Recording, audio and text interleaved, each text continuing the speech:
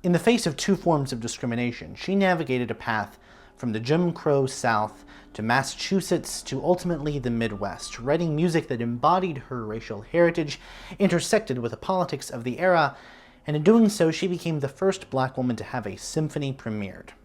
I'm a classical nerd, and today we're talking about Florence Beatrice Price.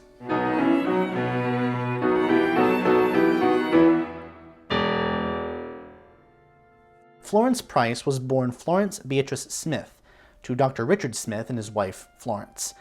Dr. Smith was a dentist and one of a handful of African-American dentists in the entirety of the United States.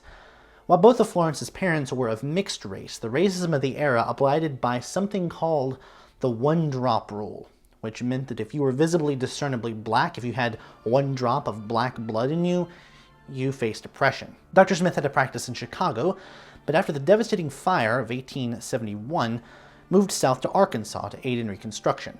Emancipation did not mean education, and comprehensive education of former slaves was far from a priority, and so it came down to the Black community to try to educate themselves. Dr. Smith's audience was largely 50 to 80-year-olds, packed into these ramshackle log cabins. The couple settled in Little Rock and had 3 children, 2 of which survived, and their final child was Florence Beatrice, born in April 1887.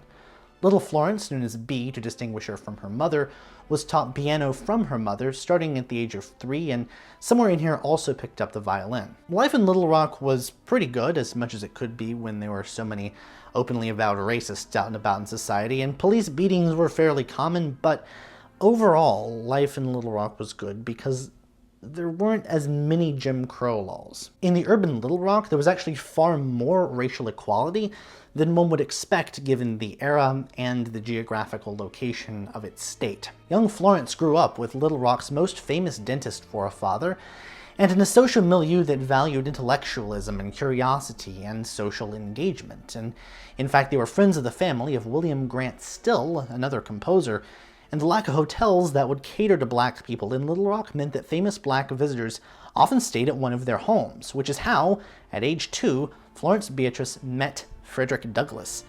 There were mixed neighborhoods in Little Rock, Still would later write, but this would not be the case for very long.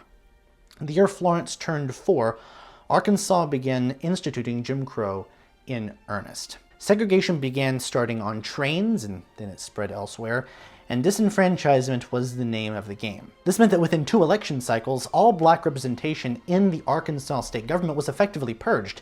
Nobody was left at the state level, and there were only a few posts left held by Blacks on lower levels in local administrative districts. The upper middle class Smiths were all of a sudden thrust into second-class status, officially by the state government, and this really affected Black Little Rockers who, up until that point, had been very proud of their state's progress. Young Florence grew up in a nice Victorian-style house with an extensive library. There were no libraries for Black Little Rockers.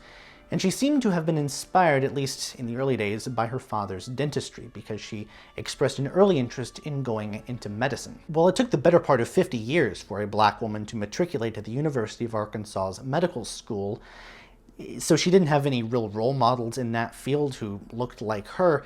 It's not like music was a shiny example of meritocracy in that regard either. While Florence diligently composed in addition to playing the piano, having her first piece published at the age of 11, she was faced with just as segregated and disparate a world in music as she would have been had she gone into medicine. Yes, there were female composers before her in both America and in Europe, but there were only 3 American women, all of whom were white, who had had orchestral premieres before her. We don't have a great idea of what her early music education was like, aside from being trained on the piano and the organ, and she graduated high school at the age of 14, no small feat considering the state policy which rendered Black schools inferior. Because she was still so young, Florence decided that she would take what we would call today a gap year between high school and college.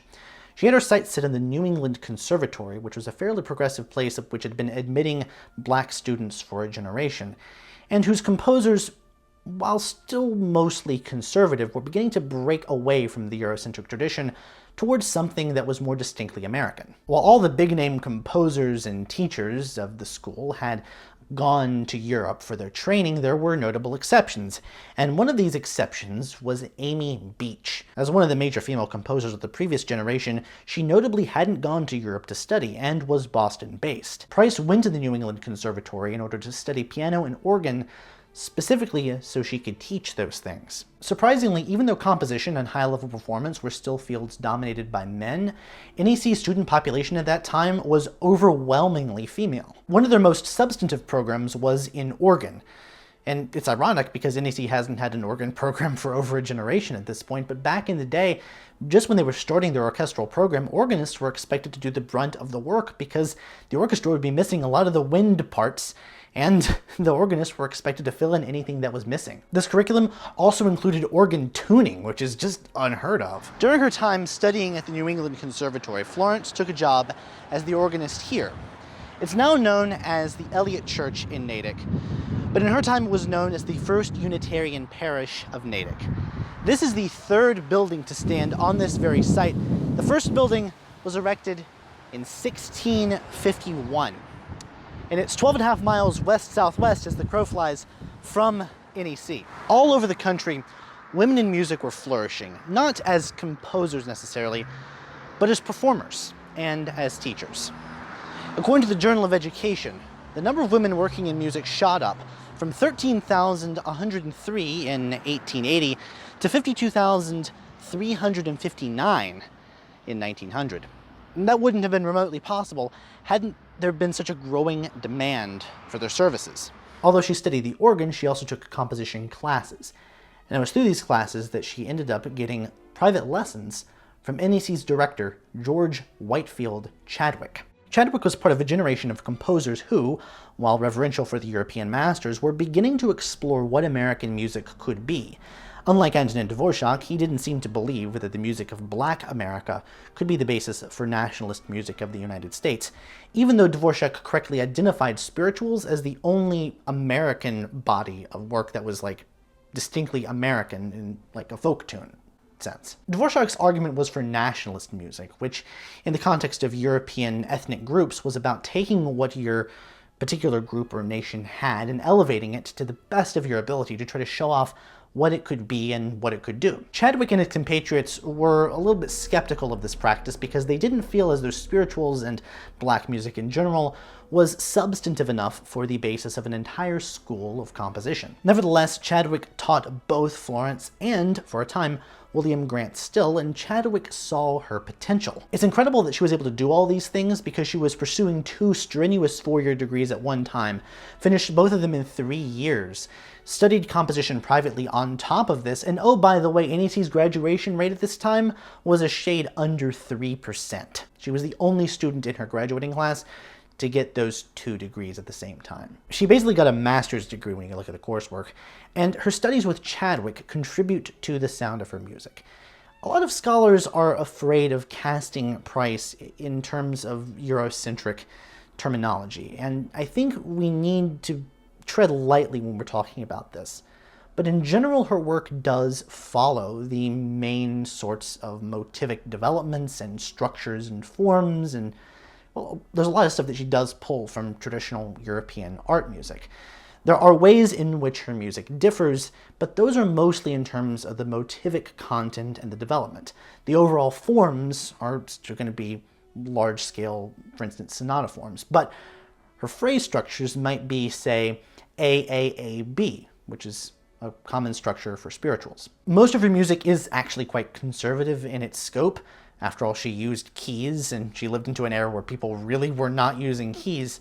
She was still kind of dazzling in her harmonic choices, especially towards the end of her career, where she dabbled in polytonality and using complicated harmonies in order to express something. This combination and juxtaposition is what has led musicologist Douglas Shadle of Vanderbilt University to characterize her music as mainstream but idiosyncratic. It's important to recognize the ways in which she was able to deal with 2 very different traditions, which has led some scholars, including Marquez Carter, link in the description, to compare her music to the phenomenon of verbal code switching. This is particularly conducive to adaptation into something like rondo form, where you could alternate between music that sounds like it's pulled from the classical tradition and music that sounds like it's being pulled more from the black vernacular. Some of this can also be seen in how she engaged with harmonies.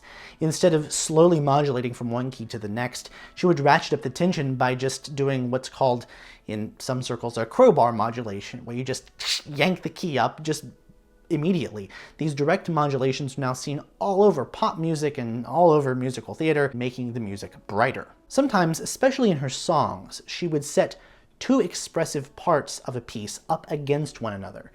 She would set happy text to minor key music, underlying the fact that there is something a little bit different about how she's viewing this happiness, that the happiness she's trying to express is tinged with some kind of inchoate melancholy. And this is something that is in common with Henry Louis Gates Jr.'s concept of signifying, representing two things at the same time and creating drama from the tension between those elements. Price's music, like those of some of her black contemporaries like Still or William Dawson, aimed to distance the musical elements associated with her racial heritage from harmful stereotypes, as could be found in minstrel shows.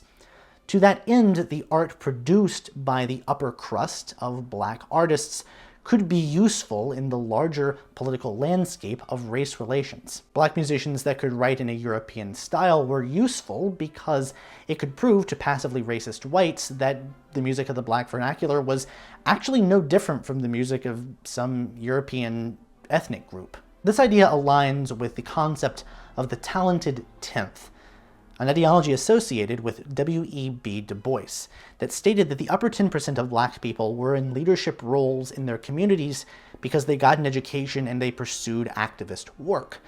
Du Bois articulated a common position, that the black people who managed to overcome racism, to get an education, were valued in their communities, and they could be activists for social change. They could bring up the other 90% of the population. All of this is sort of underpinned with the idea that black people had to prove to white people that they were actually capable of being cultured, which is where classical musicians were very useful. One of the enduring mysteries of her time at NEC is about her social status vis-a-vis her race. Segregation was still enforced in NEC's student dorms, and she never faced this particular problem because she had an apartment off campus. But in the final year of her time at NEC, she listed her hometown as Pueblo, Mexico, and not Little Rock, Arkansas.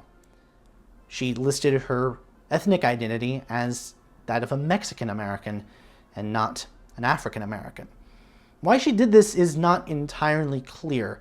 Scholars like Raylinda Brown, in her book The Heart of Woman, who's on the shelf right here, speculate that it was largely because of her mother. It could also have been due to various professors and teachers that she had. Her mother just didn't have a very good relationship to her race. She was never comfortable being an identifiably black woman. At the time, those of Latin descent were treated better than black people in the United States, but it's telling that Florence never did this again. She did this seemingly at the behest of someone else just to get them off of her back, but she never did it again. And in fact, she moved back to Little Rock after her graduation from the New England Conservatory. It's quite possible that the traumatic experience of having to deny one's heritage for that long made her even more committed to encoding African American music into her work. It might also explain why having to separate herself from her heritage meant that she was so interested in returning to Little Rock after her graduation. And she moved in with her dad because her parents had at that point separated. There were also some practical reasons to return to the South. While the North was less racist, it's not like the North was not racist. And Northern families would bristle at the idea of their white children being taught music by a black woman. Believe it or not, even though the South was now ruled by overt white supremacy and Jim Crow, there were opportunities for someone like her in the South that simply didn't exist in the North. Despite new instantiated institutions of oppression, black Americans in the South still hungered for education, and there was a growing market for black colleges. Black colleges in the South wanted black teachers, and they could never get enough of them, and they were forced to teach at all levels because there were still so many under and uneducated African Americans. At age 19, Florence took a series of posts at these colleges in and around Little Rock. She lived at home, but home wasn't the same for long. Her father, recently retired from dentistry and hard at work on his second novel, died in April 1910. Her mother, no longer bound by marriage to live in a town she resented and as a race she despised, shed all accounts of her former life, and she disappeared into history after moving to Indianapolis to live as a white woman for the rest of her days. This is why there's so much suspicion that it was the elder Florence who pushed her daughter to pass as Mexican, because she hated being who she was. She hated being treated differently based on a part of her heritage. And her disappearance into history was complete, because after she moved to Indianapolis, there is no record of her anywhere. With her father now dead and her mother prepared to leave her old life behind forever, Florence also left Little Rock, and she went to Atlanta, where she taught for a while at Clark University. This university was pretty self-sufficient, including growing their own food, and because Jim Crow laws in Georgia prevented black people from doing anything that white people considered cultured, it was up to the university to culture the people that they taught, which included playing Beethoven sonatas alongside Shakespearean recitations. She only spent 2 years in Atlanta before moving back to Little Rock when she married the attorney Thomas Price, who had moved to Little Rock in 1908 and actually helped her mother move out of town. She again found that life in Little Rock, as prejudiced as it had become, was still better than life in Atlanta. There were still ways for a black middle class to still somehow sustain itself. The Prices started a family, and Florence stayed home teaching out of her home studio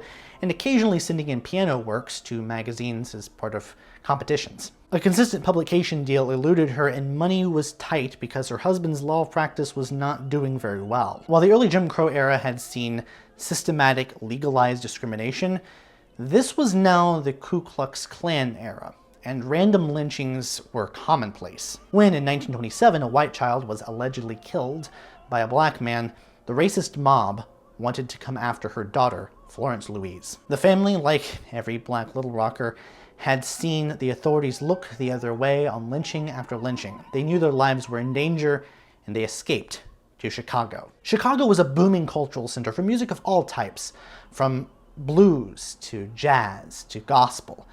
And in black churches, particularly Presbyterian churches, that was a great opportunity to hear classical music from the best composers, including the most esteemed black composers of the day, especially the English composer Samuel Coleridge-Taylor, for whom various musical institutions in Chicago were named.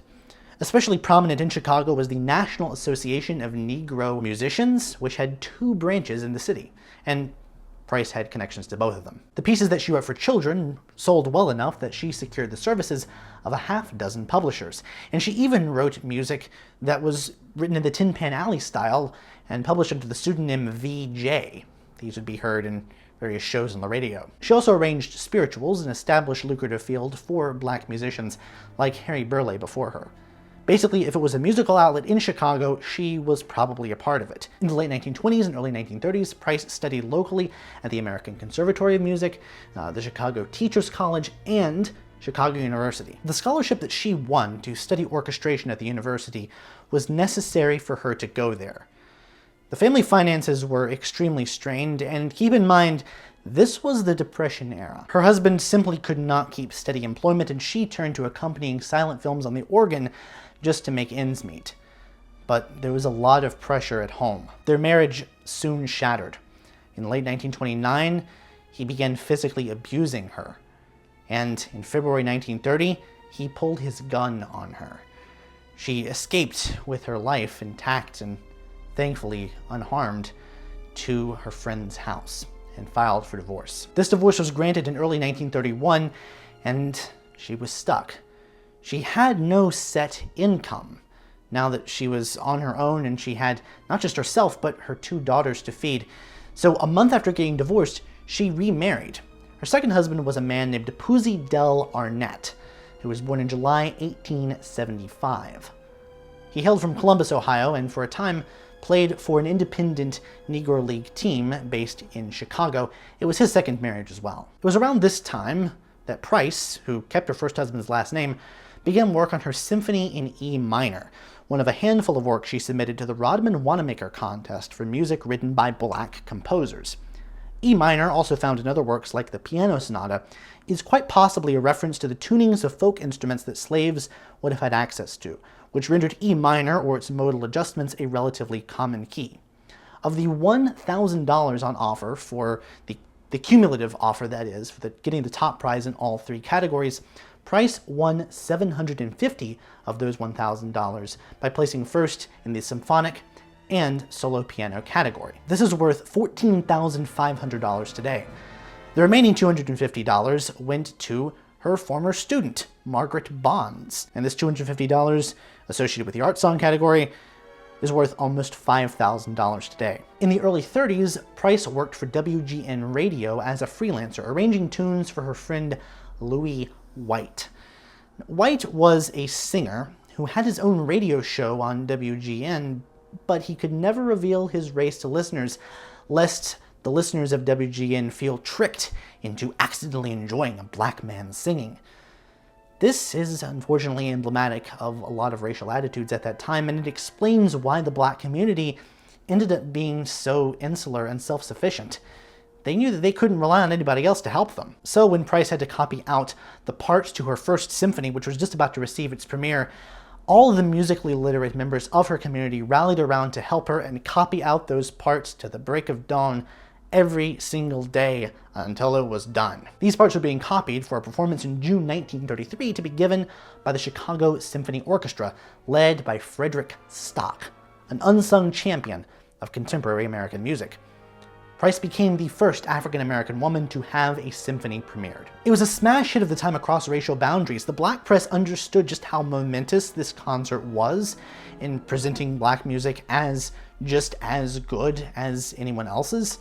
And the white press also liked it because they admired its orchestrational choices and thought that even though it wasn't modernist, it definitely possessed its own unique voice. And they understood Price as a great up-and-coming American composer who was worthy of a place in the repertoire. In a sick twist of irony, however, the opening piece on this program was an overture written by John Powell, a noted white supremacist who founded a society that was thought of as, and I'm not making this up, an elitist KKK. There was a momentous historical weight to this premiere, not just because she was the first black woman to have a symphony premiered, but because black composers were starting to fulfill Dvorak's prophecy of the direction that American music would go.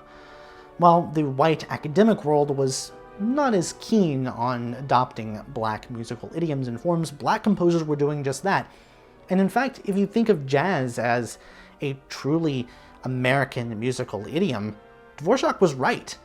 He just thought of his prophecy as being relegated to the concert hall and not an entirely new genre of music. Price's first symphony, like symphonies by Dawson and Still, push forward to create a distinctly American-sounding style of music, a distinctly black American music. Obviously, this is going to be far more authentic than the works of a visiting bohemian who simply got obsessed with spirituals. Oddly, some of the most interesting criticism of Price's first symphony came from Alan Locke, a great thinker of the Harlem Renaissance who oddly found no racially marked music in the symphony. While Price steered away from overt programmaticism, as Still and especially Dawson dabbled in, if you don't understand the form of the symphony as being imbued with pentatonicism and call and response as a reference to the way that the black vernacular music worked, and especially spirituals, then what are you expecting? This is why a lot of people think that Locke's criticism of Price's music is largely rooted in his misogyny. I mean, it's just not a good analysis, and she's not quoting a folk tune, but that doesn't mean she's not honoring her heritage. Still, racial pride was something that was prominent even beyond the borders of the Harlem Renaissance, either physically or intellectually. And Price was involved in music in a holistic way. She ran her own chorus called the Treble Clef Club. It's kind of hard to say. Would not believe the number of takes it took me to say that properly. And there was also the Florence B. Price a cappella chorus, which was its own separate thing. It wasn't even run by her, they just named it after her. And on the heels of a symphony came a piano concerto in one movement, which was written for the commencement ceremony of the Chicago Musical College, where despite all of her successes, she was still technically a student, doing equivalent of doctoral work at this point, but still. Her work was lauded as rich in substance and technically impeccable, and if there was a celebration of the best in black music, especially in Chicago, you could bet your bottom dollar that Price would be on that program. One thing we can't lose sight of here is, despite the fact that she was living in a society that treated her unequally based on her race, She was also living in a society where there were different inequities that were present based on her gender. Women in classical music was a known problem across racial lines.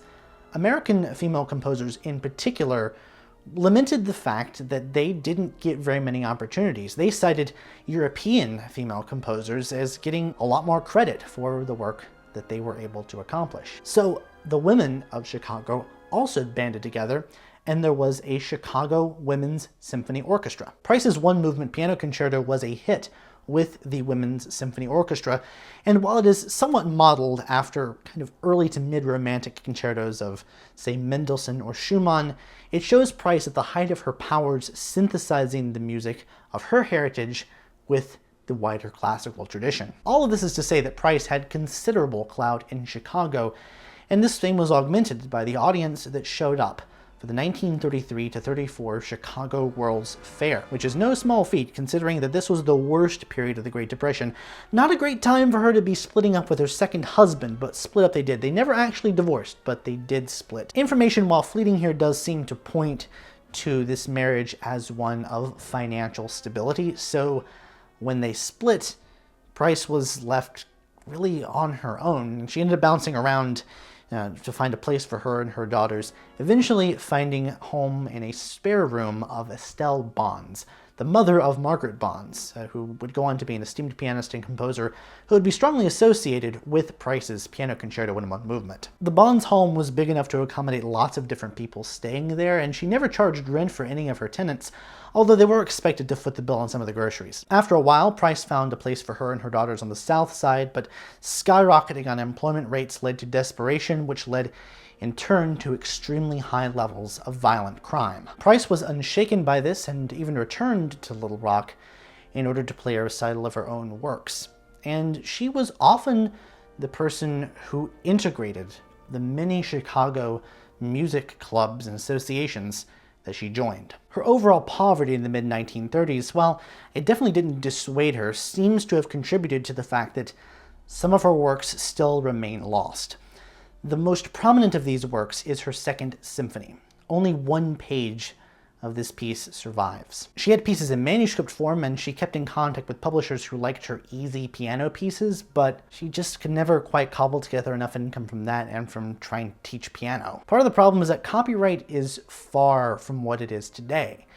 Technology has allowed us to enforce copyright in a much more rigorous way than it used to be. And also, like, if I want to copyright something, I just have to be the person who writes it, but I just have to put my name on it. And if I want to, I can put the copyright symbol and the date, but it is my copyright. I don't need to do anything in order to make sure that it's going to be under my name. In order to assure that she was getting the copyright royalties, Price attempted to apply to ASCAP, the American Society of Composers and Performers, and to do so, she needed a sponsor. This sponsor was the Chicago-based composer John Alden Carpenter, and it took 6 years at ASCAP before her application was finally approved. Her friendship and professional relationship with Carpenter was mutual. In the early 40s, Carpenter used Price's connection to singer Marian Anderson, one of America's leading concertizing vocalists, as a potential method of promoting his music to a national audience. Price's reluctance to self-promote didn't help matters either.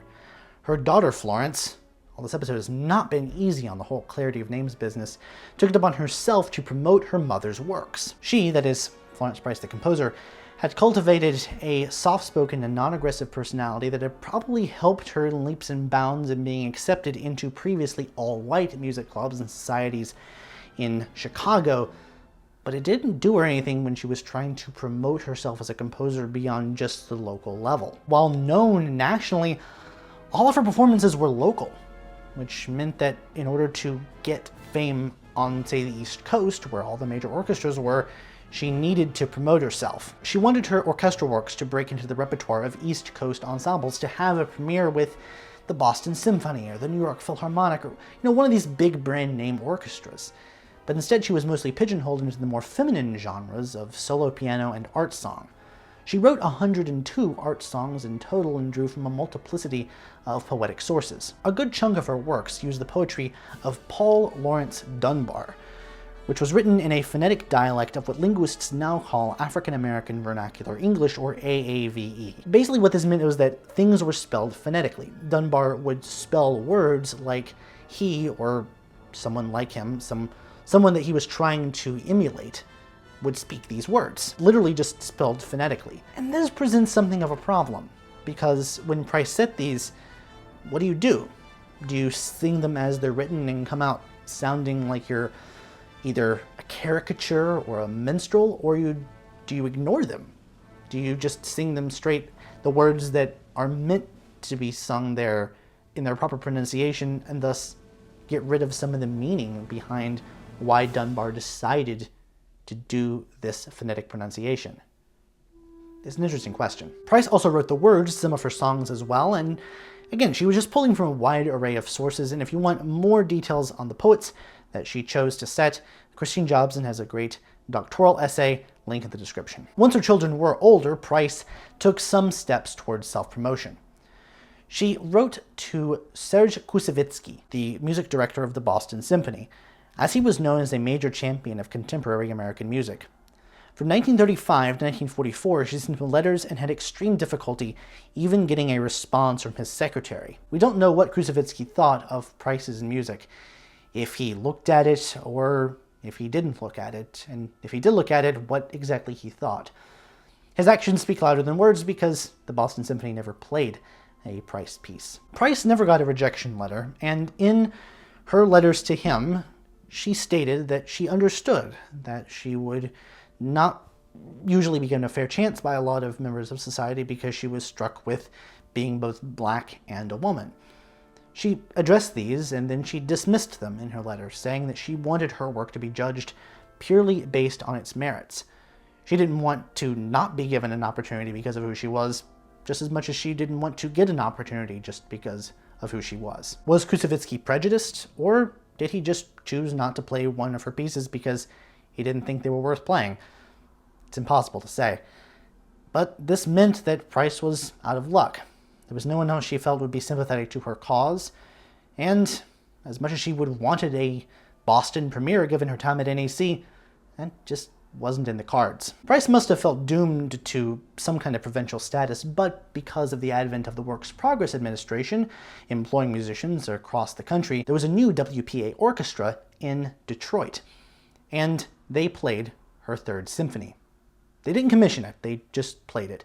But this meant that she was getting more performances. As the New Deal era unfolded, Price noted that the solidarity that she felt within and the support she felt from the black community had begun to wane. Now that her large-scale works had an outlet for performance and an ensemble that hosted such luminaries as Duke Ellington, she noticed that despite the publicity afforded her by such luminaries as First Lady Eleanor Roosevelt, the audiences for these concerts were predominantly white. A standing ovation starting with white women was now the expectation. She felt jaded at the fact that her successes had to go through the gates of predominantly white institutions. Because upward mobility was not really a thing for a lot of black Americans at the time, Price and her daughter noted instances of envy and jealousy levied at Price for her successes. Price's usual method of dealing with confrontation was to just not.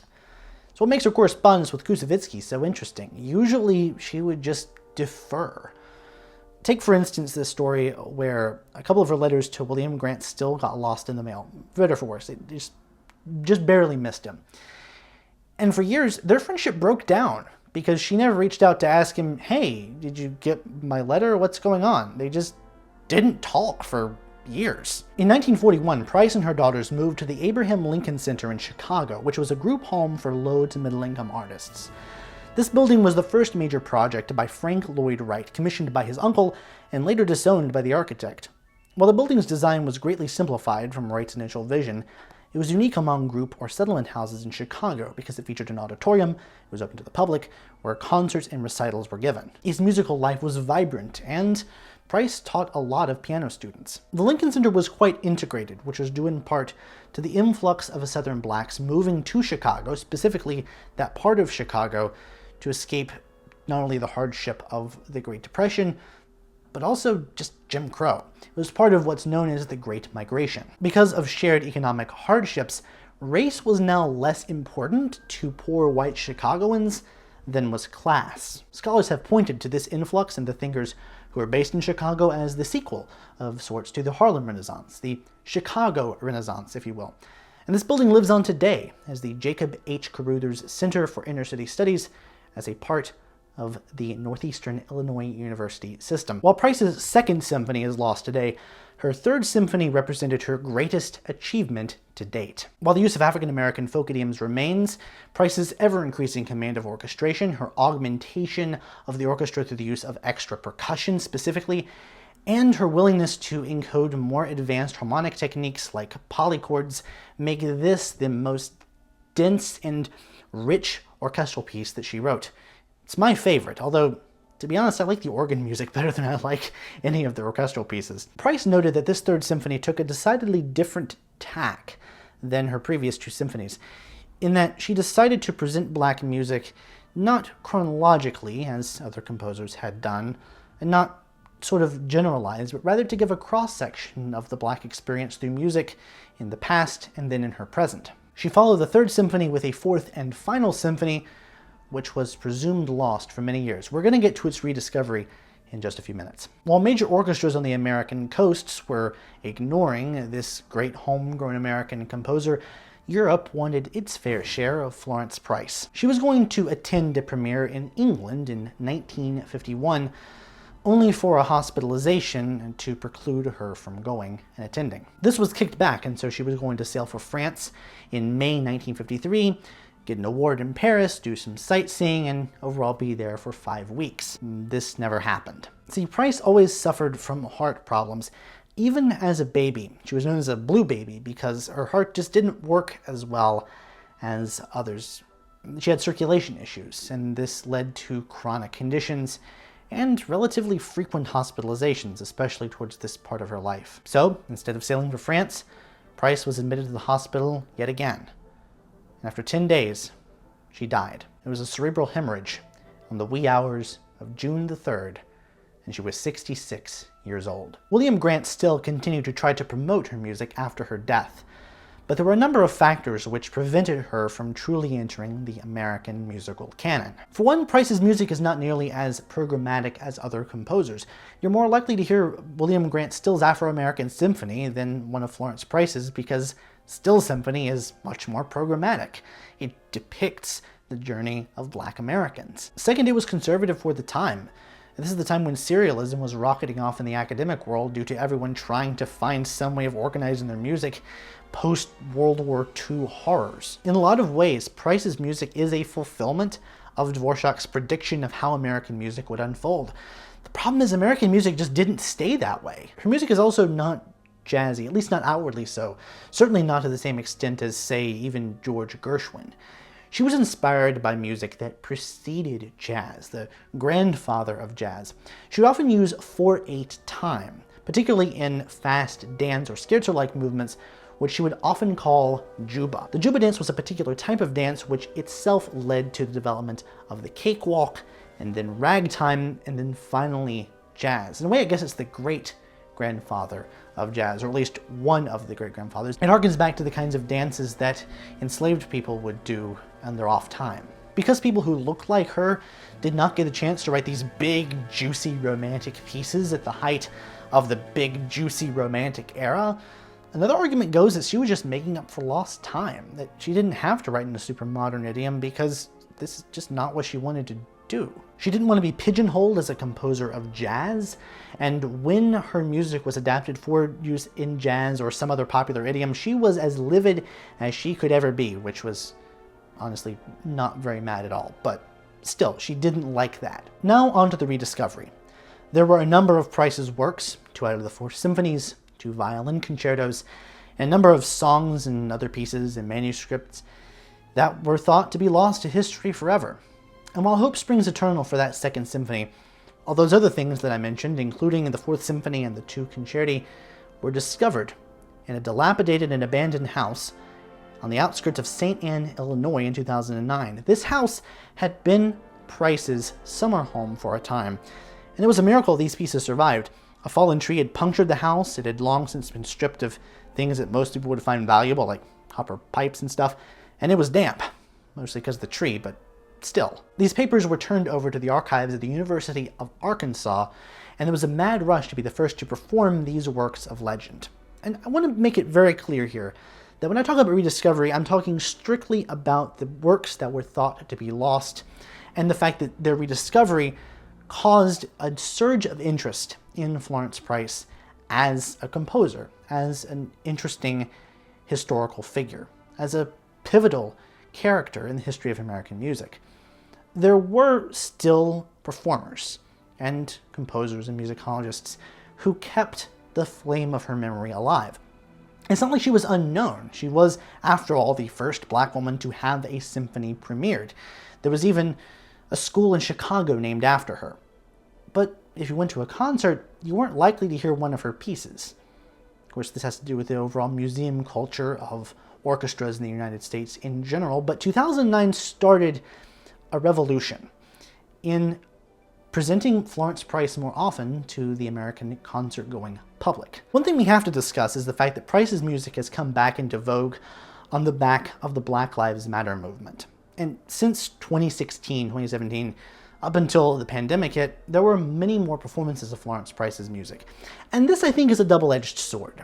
Maybe I'm a little jaded here, but in some sense I think that some of these performances are because orchestras are looking at her as an accessible black female composer, realizing that she checks off 2 diversity boxes and she wrote music that boomers wouldn't hate, and they simply swap out one of her symphonies, usually the first one because it's easier and requires a smaller ensemble, for where they would usually play Dvorak's Ninth Symphony. Stylistically, it's somewhat similar. But if your diversity program begins and ends with doing that, you're not doing it right. And if your diversity does not include playing composers who deserve to be played on the basis of them being stylistically different, from doing something different, from their music sounding different to someone else, then I think you've also failed. And look, I think orchestras should play more Florence Price. I just think they shouldn't stop there. They shouldn't pat themselves on the back and think that they're socially responsible just because they've managed to find the one composer who checks off all of these particular boxes. Not just because you're not honoring musical diversity, not honoring stylistic diversity, you're also not honoring her wishes. She made it very clear in her correspondence to Koussevitzky that she wanted to be judged on the quality of her work alone. Playing one of her symphonies does an immediate service to audiences who would otherwise not engage with her music, but we cannot stop there. We should genuinely be happy that her work is being known, and that the story of American music more genuinely reflects the diversity of its people every day. But if we're serious about these concepts, about trying to right historic wrongs by opening up the canon to a wider array of voices, then we need to make sure that Price and her music are not relegated here in the 21st century to just being a passing fad.